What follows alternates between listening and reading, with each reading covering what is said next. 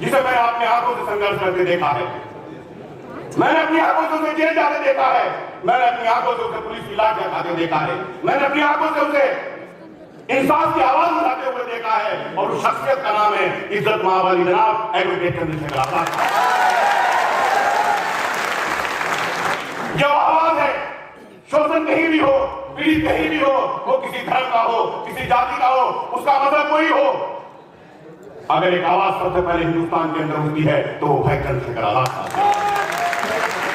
तो लोग 70 सालों से वोट लेने का काम कर रहे थे, वो खामोश होकर अपने बिलों के अंदर घुस गए। अगर उस वक्त सबसे ज्यादा आवाज किसी ने उठाई तो भाई चंद्रशेखर आजाद साहब ने उठाई। जो मिशन इनका है, वो मिशन संविधान को बचाने का मिशन है, वो मिशन इस देश को बचाने का मिशन है। कौम के लोगों से एक बात कहना चाहता हूं कि मेरी कौम के लोगों, चंद्रशेखर आजाद का साथ देना तुम्हारे फायदे का भी सौदा है और तुम्हारी मजबूरी भी है, क्योंकि दलित मुस्लिम का बड़ा गठबंधन इस देश के अंदर कोई हो नहीं सकता। अगर ये गठबंधन हो जाए तो तुम प्रधान की कुर्सी से लेकर के प्रधानमंत्री की कुर्सी पर जा सकते हो।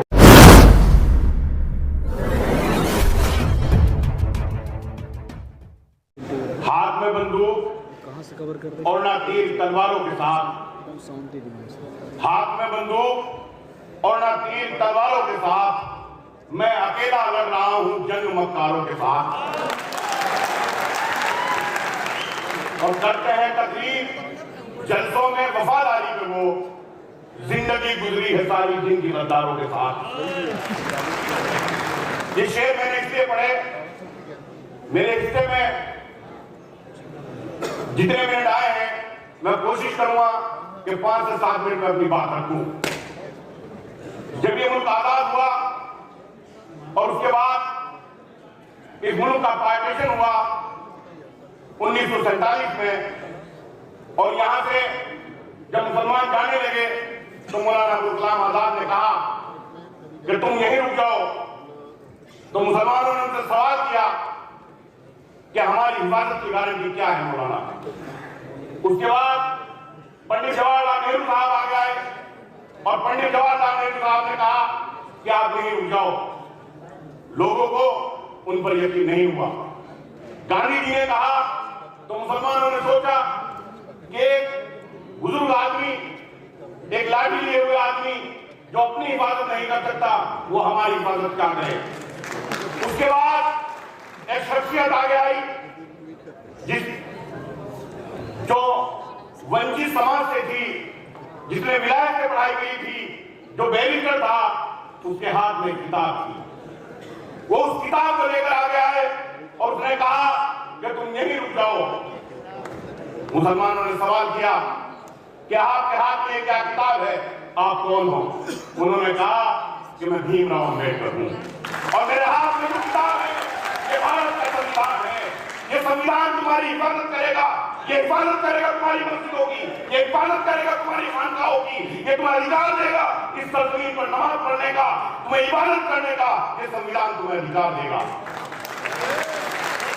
इस संविधान के अंदर ताकत है कि तुम प्रधान से प्रधानमंत्री की कुर्सी तक पहुंच सकते हो। ये संविधान तुम्हें न्याय देगा। तो मुसलमानों को उस पर यकीन हो गया, बाबा भीमराव अम्बेडकर साहब पर यकीन हुआ, इस संविधान पर यकीन हुआ और इन्होंने नहीं रहना पसंद किया। उसके बाद मेरे दोस्तों आगे सफर बढ़ता है और वो दलितों की आवाज उठाते हैं, पिछड़ों की आवाज उठाते हैं, वंचितों की आवाज उठाते हैं और अपनी पूरी जिंदगी इस मिशन में गुजार देते हैं। और आखिर में आकर के जब आखिरी वक्त आता है तो बाबा साहब कहते हैं कि मेरे मिशन को तुम आगे बढ़ाओ या ना बढ़ाओ, लेकिन इसे पीछे मत कर देना, इस मिशन को कमजोर मत कर देना। और उसके बाद उस मिशन का झंडा जो शख्सियत उठाती है, वो शख्सियत है जिनका आज में पैदाइश है, माननीय काशीराम जी। उस झंडे को लेकर के आगे बढ़ते हैं और साइकिल पर पैदल पूरे हिंदुस्तान के अंदर घूमते हैं और एक समीकरण बनाते हैं यहाँ दलित और मुस्लिमों का, न्याय दिलाने की बात करते हैं सबको। लेकिन मुसलमानों के कुछ 47 जिन्हें डर ये था कि अगर माननीय काशीराम जी की बात पसंद आ गई, अगर इन्होंने इनकी बात पर अमल कर लिया तो हमारी चमचागिरी खत्म हो जाएगी, हमारी कुर्सियां छिन जाएगी और वो पूरी जिंदगी संघर्ष करते रहे। उसके बाद सफर आगे बढ़ता है। तो मेरे दोस्तों, मैं भी अपने सफर को समेटता हूं और बात बहुत नजदीक आकर करता हूं। अजमेर के अंदर हमारे दलित भाई कुछ दबंगों से तकाकर ओम प्रकाश नाम के वो आत्महत्या करते हैं और आत्महत्या करते वक्त जो अपनी बात लिखते हैं उसमें वो लिखते हैं कि जब मेरी चिता को अग्नि दी जाए तो मेरी चिता को अग्नि एक ऐसा शख्स दे जो बाबा भीमराव अंबेडकर और काशीराम के मिशन को आगे बढ़ाने का काम कर रहा है।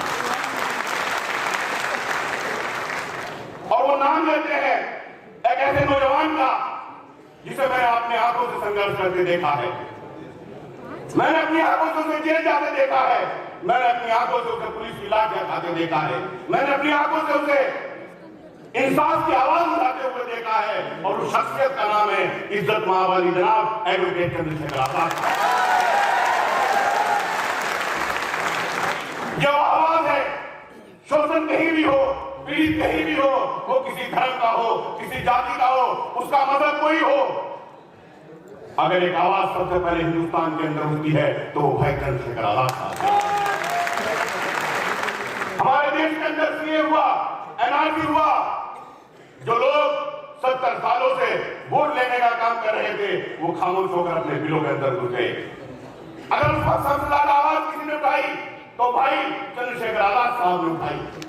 उसके बाद अभी देख लीजिए कितना घिनौना काम, राजस्थान से 2 बच्चों को उठाया, जुनैद को, नासिर को, और उन्हें ले जाकर के हरियाणा के अंदर कब्र उनका कर दिया पहले से। सब लोग खामोश हो गए, लेकिन एक आवाज फिर उठी, एक वो आवाज इंसाफ की आवाज थी। और दोस्तों वो आवाज भी थी एडवोकेट चंद्रशेखर आजाद।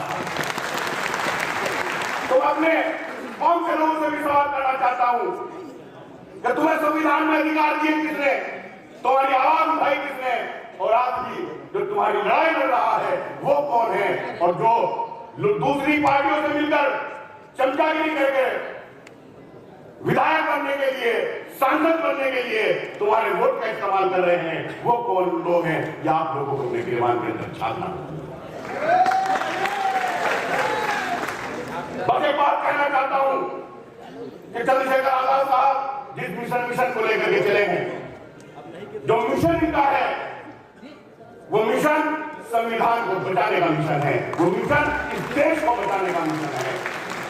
और मैं अपने कौम के लोगों से एक बात कहना चाहता हूं कि मेरी कौम के लोगों, चंद्रशेखर आजाद का साथ देना तुम्हारे फायदे का भी सौदा है और तुम्हारी मजबूरी भी है, क्योंकि दलित मुस्लिम का बड़ा गठबंधन इस देश के अंदर कोई हो नहीं सकता। अगर ये गठबंधन हो जाए तो तुम प्रधान की कुर्सी से लेकर के प्रधानमंत्री की कुर्सी पर जा सकते हो। अब मैं 1 मिनट में अपनी एक कविता सुना करके अपनी बात को खत्म करूंगा। क्या तुम्हें हक है कि तुम बस्ती जलाओ जितनी तुम चाहो, तुम्हें हक है कि तुम बस्ती जलाओ जितनी तुम चाहो, तुम्हें हक है कि तुम लाशें गिराओ जितनी तुम चाहो, तुम्हें हक है कि तुम दंगे कराओ मुल्क में सारे, तुम्हें क्या फर्क पड़ता है किसी को कोई भी मारे। तुम्हें हक है कि ये देखो किसी ने क्या बताया है, तुम्हें हक है ये कहकर मार डालो 20 आया है, तुम्हें हक है कि मारो और कब्रिस्तान में भेजो, तुम्हें हक है जिसे तुम चाहे पाकिस्तान में भेजो। ये ताकत भी तुम्हारी है, ये ताकत भी तुम्हारी है, कायदत भी तुम्हारी है, तुम्हारा कुछ न बिगड़ेगा, हुकूमत भी तुम्हारी है, तुम्हारा ही तो है ये मीडिया भारत की धरती पर। उठाओ उंगलियां तुम चाहे जिसकी देशभक्ति पर, उठाओ उंगलियां तुम चाहे जिसकी देशभक्ति पर। और बढ़ाया तुमने ही यूं मंदिरों मस्जिद के झगड़े को कि तुमसे मांग ना ले कोई रोटी और कपड़े को। गरीबों की तो थाली से निवाले छीनते हो तुम, गरीबों की तो थाली से निवाले छीनते हो तुम, अंधेरे बांटते हो और उजाले छीनते हो। गरीबी को मिटा देंगे बहुत नारे लगाते हो, गरीबी को नहीं तुम तो गरीबी को मिटाते हो, गरीबी को नहीं तुम तो गरीबों को मिटाते हो।